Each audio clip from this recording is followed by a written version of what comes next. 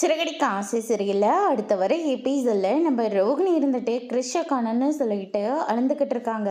ஆனா மனோஜும் விஜயாவும் இருந்துக்கிட்டு இப்படியே போய் அவன் தொலைஞ்சது ரொம்ப சந்தோஷமா இருக்கு. இப்பதான் இந்த வீட்டுக்கு பிடிச்ச எல்லா பிடியும் ஒளிஞ்சிடுச்சு அப்படின்னு சொல்லிட்டு நம்ம விஜயாலாம் வந்து சொல்லிக்கிட்டு இருக்காங்க. என்ன விஜயா பேசிக்கிட்டு இருக்க? நீ பேசின எல்லாத்தையும் நான் பொறுத்துக்கிட்டேன்.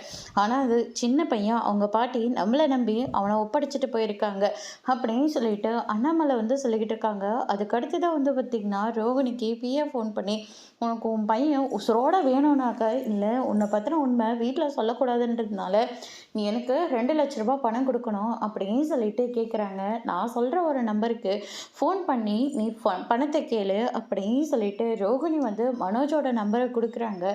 மொத்தம் இருந்துட்டு நீ அதை ஸ்பீக்கரில் போடு, நான் பார்த்துக்கிறேன் அப்படின்னு சொல்லிட்டு முத்து வந்து பார்த்துக்கிட்டு இருக்காங்க. அதுக்கு அடுத்ததாக வந்து பார்த்தீங்கன்னா 2,00,000 பணமா, அதெல்லாம் என்னால் கொடுக்க முடியாது அப்படின்னா இந்த பையனை நீங்கள் உசுரோட பார்க்க முடியாது அப்படின்ற மாதிரி சொல்லிடுறாங்க.